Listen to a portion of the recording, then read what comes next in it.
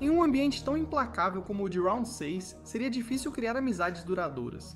Hoje vamos analisar e classificar os relacionamentos mais marcantes da série do mais saudável ao mais tóxico. Como sempre, vamos destacar os laços positivos criados nesse jogo complicado. Esses são os relacionamentos saudáveis. O relacionamento mais saudável é o vínculo de pai e filha entre Park Kyung-seok e sua filha Na-young. De imediato, não há nada negativo nesse relacionamento, o que já é notável em Round 6.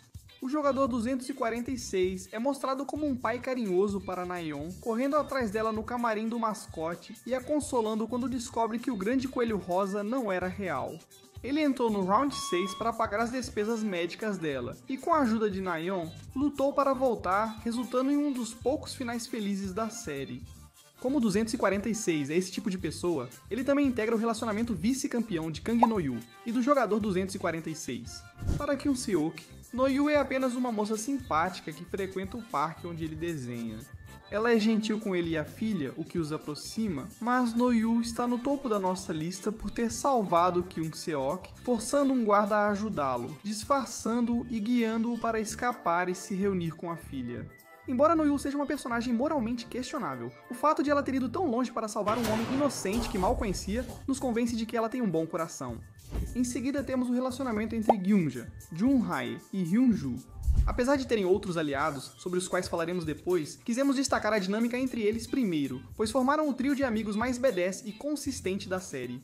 Tanto Hyun-ju quanto Gyunja estavam sempre defendendo Jun-hye, fazendo de tudo para protegê-la, assim como ao bebê que ela esperava, mesmo correndo sérios riscos às próprias vidas. Gyunja serviu como uma figura materna para as duas mais jovens, e Hyun-ju ofereceu proteção a elas, chegando até a perder a vida ao tentar avisar suas amigas de que havia encontrado a saída durante o esconde-esconde. Neste jogo que destaca o egoísmo humano, essas três mostraram mais altruísmo e compaixão que a maioria, garantindo destaque na nossa lista. Em seguida, uma breve menção ao relacionamento entre Kang Sae-byuk e seu irmão Kang Chul. Embora não vejamos muita interação entre os dois, o que vemos revela que Sae-byuk tem um carinho especial pelo irmãozinho, a ponto de estar disposta a cometer crimes e arriscar a própria vida para tentar reunir a família novamente. Por mais fria que um observador externo possa achá-la, Sae-byuk é uma mulher bondosa que está apenas tentando desesperadamente reunir sua família, e isso faz com que o relacionamento dela com Chul seja realmente admirável na nossa opinião. O relacionamento mais marcante de Sae-byuk na série é sua breve amizade com Ji-young. Essas duas jovens foram obrigadas a lutar além do esperado, uma por regimes opressores, a outra por um pai monstruoso. Ji-young foi a primeira jogadora a realmente fazer com que Sae-byuk saísse um pouco de sua concha, e Sae-byuk ofereceu a ela um ouvido atento. O que reforça a posição delas é o sacrifício de Ji-young, ao perceber que Sae-byuk ainda tinha motivos para viver, enquanto ela já havia perdido quase tudo. Aquela frase, "obrigada por jogar comigo", é uma das mais devastadoras da série. Seja platonicamente, romanticamente ou de outro modo, é inegável que eram almas gêmeas. Um exemplo parecido é o laço entre Hyun-ju e Kim Young-mi, pois Hyun-ju protegeu Young-mi durante o desafio do pentátulo. Como Young-mi estava apavorada, ela quis deixá-la mais segura e protegida. Elas criam um laço de irmandade e Young-mi passa a chamá-la de Euni. O único motivo pelo qual estamos separando elas de suas companheiras de equipe é que Hyun-ju inicialmente votou para continuar os jogos, o que horrorizou Young-mi. Apesar de estarem um pouco abaixo do grupo, ainda tem uma das amizades mais doces em um ambiente tão brutal. Agora temos um dos laços mais importantes da terceira temporada, a amizade entre Seong Gi-hun e Kim Jun-hye. Ji-hun inicia a terceira temporada desiludido com sua missão de acabar com os jogos, questionando se é possível mudar esse ambiente infernal. Após uma conversa motivacional com Gyunja, ele resolve proteger a vulnerável Jun-hae, carregando seu bebê em segurança no desafio da corda, e mesmo com o tempo acabando, retorna para ajudar a própria Jun-hae, que estava ferida. Com pouco tempo, Jun-hye percebeu que seria uma sentença de morte para ambos, então se sacrificou e deixou seu bebê com Ji-hun. No fim, foi a decisão certa. A confiança que ela teve em Gi-hun em pouco tempo mostra como ele queria ajudá-la. Destaque para a relação entre Ji-hun e o bebê de Jun-hye, que por razões óbvias não há muito a comentar. Depois a relação parecida. Gi-hun e Sae-byuk já se conheciam antes da primeira temporada de Round 6, pois Sae-byuk roubou o prêmio de apostas em corridas de cavalos de Gi-hun. Obviamente, as coisas não começaram bem, o que coloca eles abaixo da outra filha adotiva de Gi-hun no Round 6, mas eles acabam construindo uma amizade sólida ao longo da temporada, com Ji-hun perdoando sua companheira batedora de carteiras e Sae-byuk, em troca, ajudando Ji-hun nos desafios seguintes. Mais notavelmente, é ela quem o ajuda a lembrar a ordem correta dos azulejos e das pedras de vidro, e o impede de ir matar Sang-woo, insistindo que ele não é esse tipo de pessoa. Ji-hoon retribuiu sua bondade após a morte, dando dinheiro para criar Keol, consolidando uma das amizades mais marcantes da franquia. Em seguida, temos o relacionamento entre Ji-hoon e sua mãe, Oh Mal-sun. Mesmo nos momentos difíceis da série, fica claro o amor entre Ji-hoon e sua mãe. O momento que leva Ki-hoon a entrar nos jogos em primeiro lugar é quando ele descobre que sua mãe está sofrendo com dores graves devido à diabetes, e Mal-sun, sabendo o quanto Ki-hoon já estava passando por dificuldades, manteve isso em segredo para não sobrecarregá-lo ainda mais. Apesar da tragédia de ela morrer sozinha durante o jogo da Lula, a disposição de Gi-hoon de arriscar a vida por ela mostra quanto a amava. Como protagonista, Gi-hoon tem várias amizades nesta lista, agora Gi-hoon e Jung-bae são os próximos. Apesar da amizade deles não ser totalmente saudável, pois incentivam os hábitos de jogo um do outro, ainda mantém um vínculo sólido. Ao se reencontrarem na segunda temporada, unem-se rapidamente e seguem juntos em todos os jogos até o fim. Mesmo imperfeitos, sempre mostraram apoio mútuo, pois é isso que amigos fazem. Apesar de pouca interação, precisamos destacar a amizade entre Ji-hoon e Ali. Se não fosse pelo verdadeiro craque que é Ali Abdul, Gi-hoon teria sido eliminado logo no primeiro jogo da primeira temporada. Felizmente, apesar de quase tropeçar, a força insana da parte superior do corpo de Eli impediu que ele caísse completamente, e a partir daí, ele e Ji-hoon formaram uma equipe muito boa. Infelizmente para Ali, Sang-woo também entrou na equipe, falaremos disso depois. E para finalizar essa sessão, temos uma espécie de entrada guarda-chuva, a equipe de resgate do jogo da Lula, também conhecida como Gi-hoon, Jun-ho, Woo-seok e Sr. Kim. Ok, talvez o Sr. Kim e Ji-hoon não tenham começado bem, já que tentaram sangrá-lo em um touro no primeiro episódio. Mas na segunda temporada, com Ji-hoon tendo pago suas dívidas, o Sr. Kim e um de seus braços direitos, Woo-seok, ficam mais do que felizes em ajudar Ji-hoon a rastrear o jogo da Lula e acabar com ele de uma vez por todas. O Sr. Kim acaba sacrificando sua vida para que Woo-seok possa sobreviver, levando Woo-seok a se unir ao detetive Jun-ho para rastrear os jogos. E em cooperação com Ji-hoon, eles elaboram uma operação de resgate em grande escala. O único motivo pelo qual essa equipe não está em uma posição mais alta, além da cena de interrogatório já mencionada, é o fato de Jun-ho não ter informado Gi-hoon que seu irmão era o líder, uma informação que no mínimo poderia ter sido valiosa para a missão deles. Mas considerando todas as ações heróicas que eles acabaram fazendo, sem falar que Jun-ho e Woo-seok parecem ser melhores amigos no final, estamos dando a eles um lugar, ainda que por pouco, dentro da categoria saudável. Agora é hora de enfrentar desafios maiores. Essas companheiras duvidosas são os relacionamentos conturbados. A amizade de Thanos e Nam-gyu inicia essa categoria. Embora a amizade deles tenha sido construída com base no ódio mútuo por Myung-gi e seu golpe acidental de criptomoedas, não podemos dizer que eles não gostam da companhia um do outro. Ambos são viciados psicóticos que gostam de causar caos, embora Thanos seja o mais legal.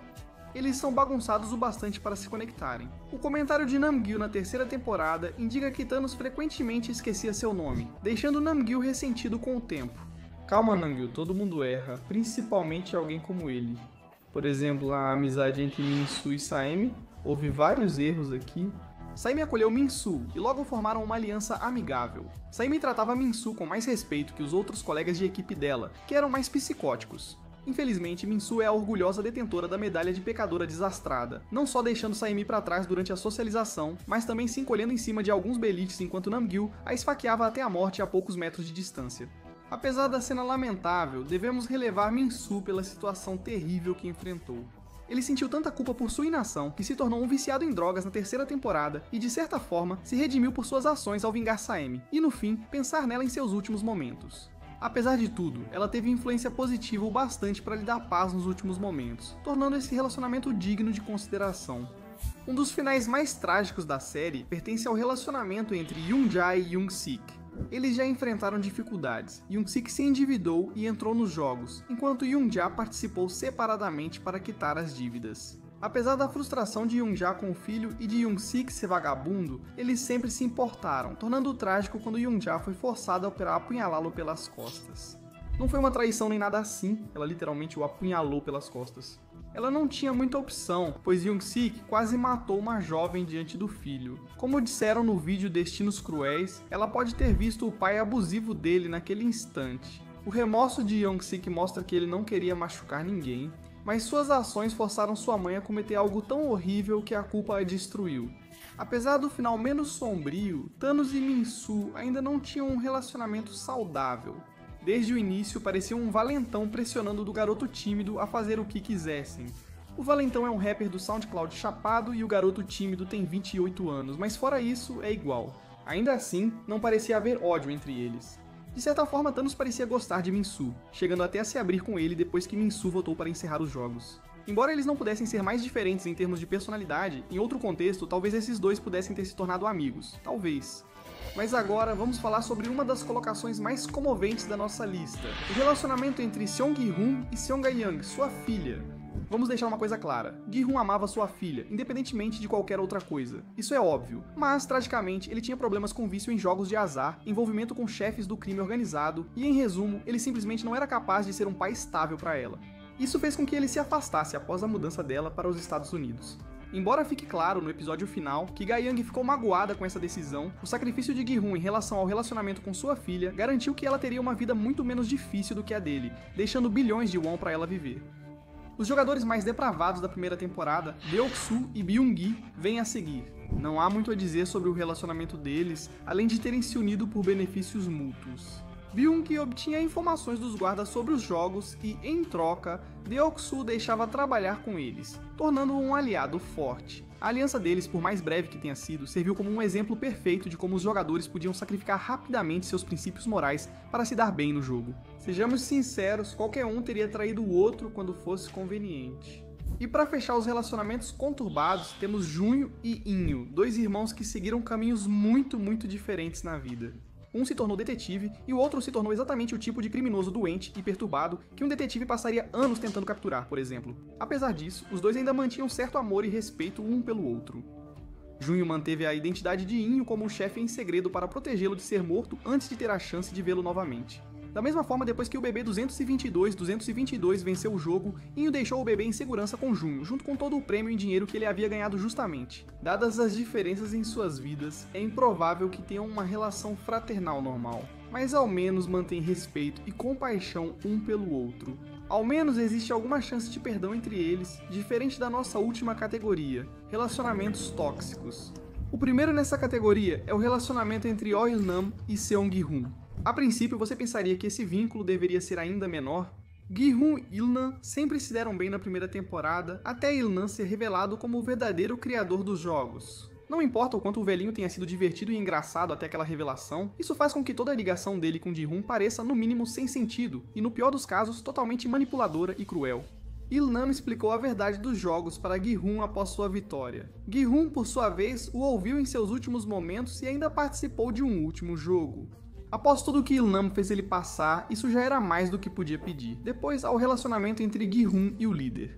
Apesar de terem se aproximado enquanto o líder era jogador e In-ho confidenciar seus problemas a Gi-hun, toda a boa vontade sumiu quando a rebelião de Gi-hun fracassou, levando o líder a matar seu melhor amigo diante dele. Esse relacionamento só não piora porque o líder ainda tem certo respeito por Ji-hun. Antes do jogo final, ele deu a Ji-hun a chance de matar o jogador Sen e salvar a si mesmo e ao bebê, ou de manter sua humanidade e provar que ele estava errado. Ele atendeu aos desejos de Gi-hun, entregando seus pertences e o dinheiro do prêmio à filha dele nos Estados Unidos da América. Não digo que In-ho deixe de ser terrível, mas entre heróis e vilões nesta série, a relação deles não é a pior. Ainda assim, não entendo por que tantos torcem por eles como casal. O próximo lugar vai para um casal ainda menos provável de acontecer, Seong Gi-hun e Kang Yoon-ji, sua ex-esposa.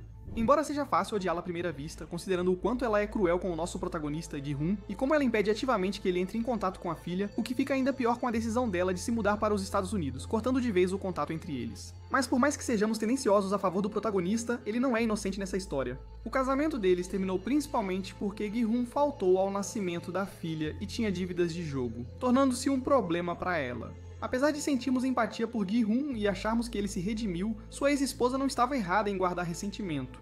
Eles podem até ter sido amigos um dia, mas Gi-hun e Sung-woo já não eram nada disso no final da série. Mas não foi por falta de tentativa. Havia certa tensão entre eles enquanto cresciam. Sung-woo era o orgulho da cidade, levando Gi-hun a ser sempre comparado a ele. Apesar de trabalharem juntos, o hábito de Sung-woo negar ajuda e comprometer seus princípios gerou sérios conflitos. Mas o assassinato de Sae-byuk por Sung-woo destruiu qualquer chance de reconciliação. Apesar da reconciliação no final com Ji-hun dando parte do prêmio à mãe de Sung-woo, isso não apaga a dor que ele causou a Gi-hun e aos outros. Mas esse nem é o relacionamento mais tóxico de Sung-woo na série. A amizade de Sung-woo e Ali, que virou traição, recebe essa honra. É realmente triste. Ali e Sung-woo pareciam ter criado uma amizade genuína no começo da série, desde fazerem turnos durante a vigília noturna e no próprio jogo da Lula, até Sung-woo usar sua riqueza para comprar ingressos e pão para seu irmão de batalha menos afortunado. O destino separou os dois. No desafio das bolinhas de gude, o laço de Sung-woo com Ali levou à queda de Ali. Sem conseguir condenar Ali à morte cara a cara, Sung-woo recorreu ao engano para convencer Ali de que tinha um plano para salvar os dois, apenas para abandonar seu amigo e salvar a si mesmo. Não dizemos que Sung-woo é um monstro por isso, pois só tentava sobreviver, mas, necessidade à parte, essa ponte foi definitivamente queimada. Logo abaixo da nossa lista, destacam-se rapidamente os relacionamentos entre os VIPs. Esse relacionamento é tóxico, pois todos incentivam a depravação mútua.